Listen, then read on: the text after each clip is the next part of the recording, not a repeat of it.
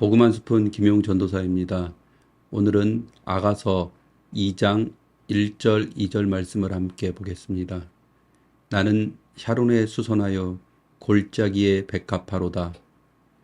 여자들 중에 내 사랑은 가시나무 가운데 백합화 같도다. 성경은 아가서를 통해서 술람미 여인과 그 솔로몬의 그 사랑을 통해서 예수님이 우리를 얼마나 사랑하는 건지 마치 남녀의 그 정열적인 사랑으로 그 사랑을 표현하고 있습니다. 오늘 읽은 그 아가서 2장 여기에 보면은 그 술람미 여인이 자기애가 참 넘치는 것을 볼 수 있습니다. 자기는 백합화와 같고 여자들 중에 가장 아름다운 여자라고 이렇게 말하고 있습니다. 그런데 성경 아가서 1장에 보면 그 여인은 그렇게 얘기하지 않습니다. 아가서 1장 5절에 보면은 예루살렘의 딸들아 내가 비록 거무나 아름다우니 게달의 장막 같을지라도 솔로몬의 휘장과도 같구나. 이 말은 슬람미 여인이 내가 지금 검고 게달의 장막, 이건 무슨 말이냐면 텐트 천, 말하자면 오들오들하고 검고 그리고 피부에는 뭐가 좀 오들오들 나고 안 좋은 피부를 갖고 있고 못생겼다는 거죠. 그러니까 나를 비웃지 마라 라고 얘기하는데 6절에 보면 그 이유가 우리 어머니의 아들들, 오빠나 동생이라고 얘기하지 않고 이 어머니의 아들들이 나를 미워해서 포도원 지기를 시켜서 그렇다라고 말하고 있습니다. 이렇듯 슬람미 여인은 자존감이 낮은 사람이었습니다. 부모의 사랑도 받지 못하고 형제들의 보호도 받지 못하는 가운데 천덕꾸러기처럼 살고 그래서 자존감이 아주 낮은 그런 사람이었습니다. 그러나 솔로몬의 사랑, 계속된 사랑과 구애를 받으며 그 사랑을 받고 나서 2장에 가서는 나는 샤론의 수선화와 같고 백합화와 같다라고 자존감이 높아져 있는 모습을 봅니다. 오늘 이 아가서의 이 얘기를 통해서 하나님께서 우리에게 어떤 교훈을 줄지 짧은 시간 나누어 볼까 합니다. 남태평양에 보면 키니와타라는 섬이 있습니다. 그곳의 결혼 풍습에 대해서 잠깐 설명해 드릴까 합니다. 거기에서는 결혼을 하기 위해서는 신랑이 신부에게 암소를 선물해야 된다고 합니다. 그래서 보통 신부의 인물에 따라서 아름다울 경우에는 한 3마리, 그리고 평범한 여인에게는 암소 1마리를 선물하고 결혼을 한다고 합니다. 근데 그 섬에는 가장 똑똑하고 그리고 모든 것에서 현명한 자니 링고라는 청년이 있었다고 합니다. 이 자니 링고도 결혼할 때가 돼서 그 결혼할 그 신부 집에 찾아가서 암소를 8마리를 주고 그리고 결혼을 했다는 것입니다. 그 섬의 사람들은 수군대기 시작했죠. 야, 자니 링고가 아이고 그 집에 장인어른한테 사기를 당했다. 수군수군 되는 거였죠. 왜냐하면 자니 링고가 결혼한 그 신부는 그처럼 아름다운 신부는 아니었습니다. 너무나 평범해서 많이 줘도 암소 3마리면 충분한데 암소 8마리는 그 섬에서 단 한 번도 신부에게 주지 않았던 그런 큰 돈이었던 거죠. 그래서 사람들이 수군대고 아이고 알고 봤더니 자니링고는 헛똑똑이었네 라고 수군대고 뒤에서 비웃기 시작한 겁니다. 그리고 시간이 좀 지나 어느 한 선교사가 그 자니링고 집에 방문을 했다고 합니다.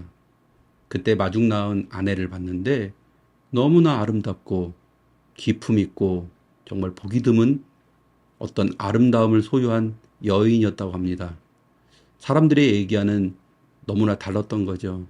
너무나 평범하고 비웃었던 그 여인이 아니고 너무나 기품 있고 아름다운 여인이 나왔던 것입니다. 놀라워하는 그 선교사님을 보고 자니 링고가 말합니다. 사람들이 저희 아내와 저의 얘기, 그리고 암소 8마리 얘기를 하죠. 사람들은 저희 아내가 너무나 평범하다고 얘기합니다. 그러나 저희 아내는 평생을 살면서 이렇게 생각하며 살 것입니다. 나는 암소 8마리를 받은 아내야. 나는 더 잘해야 되고, 나는 더 아름다워야 되고, 더 좋은 신부가 돼야지 된다. 나는 암소 8마리에 맞는 그런 정체성으로 살아가야 된다라고 생각하며 살 것입니다. 보세요. 저희 아내를 평범합니까? 선교사님은 이렇게 말합니다. 아니요. 너무나 아름답고 너무나 기품이 있어서 놀랐습니다. 이 이야기를 통해 무엇을 말하고 있는 것입니까? 우리나라 속담에 이런 말이 있죠. 자리가 사람을 만든다. 그 잔일 인고의 그 부인은 평생 훈장처럼 나는 암소 8마리를 받은 신부다라는 그 자리, 그 정체성이 그를 더욱 아름답고 기품 있게 살아가게 하는 원동력이 됐을 것입니다. 아가서에 있는 술람미 여인은 형제들한테도 버림받고 부모들한테도 보호받지 않으며 여자의 몸으로 포도원 지기를 하며 얼굴은 검게 타고 피부엔 모가 나고 사랑받지 못한 그런 삶을 살고 있습니다. 그러다 멋진 그 솔로몬의 눈에 띄어 사랑을 고백받고 아름답다고 계속 칭찬과 격려를 듣습니다. 그 결과 그 여인은 누구보다 자기애가 넘치는 그런 자존감 높은 그런 여인이 됩니다. 성경은 하나님에 대해서 기록하고 있습니다. 우리는 성경을 통해서 하나님에 대해, 예수님에 대해, 그리고 성령에 대해 더 많이 알게 될 것입니다. 그러나 하나님을 더 많이 알게 되는 것, 그것은 종교 생활인 것입니다. 그러나 하나님을 더 많이 알게 되는 것이 종교 생활이라면 더 나아가 하나님이 우리와 어떤 관계인가를 알아나가는 것, 그것을 신앙생활이라고 할 수 있을 것입니다. 예수님은 우리를 사랑하셔서 그 목숨까지 주셨습니다. 그 말은 우리는 암소 8마리를 받은 잔이링고의 신부보다 비교할 수 없는 큰 존재라는 것입니다. 그렇다면 우리는 그 큰 사랑을 받은 존재로서 그 정체성으로 살아가는 것, 그것이 바로 신앙생활의 본질인 것입니다. 기독교가 종교에서 깊은 신앙으로 변화되는 순간, 그 순간은 하나님을 더 많이 알게 되는 것이 아니고 우리가 그 하나님께 얼마나 사랑받고 있는지를 확실히 알 때인 것입니다.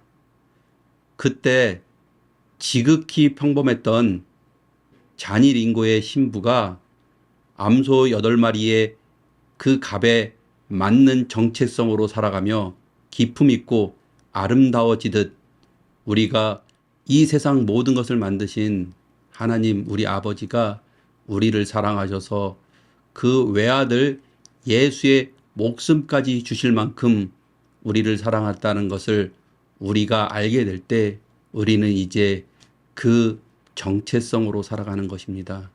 우리는 하나님의 사랑받는 존재라는 것을 우리가 확실히 알 때 우리가 지금 겪고 있는 어려움들, 힘든 것들을 넉넉히 이길 수 있게 되는 것입니다.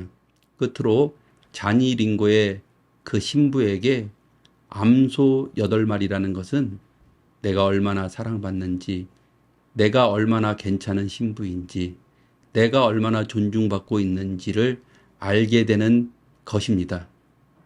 이렇듯 예수 그리스도의 십자가의 죽으심과 부활은 믿는 우리에게 하나님이 우리를 얼마나 사랑하는지, 그리고 우리가 얼마나 존귀한 존재인지를 알 수 있는 우리에게 주신 확실한 선물인 것입니다.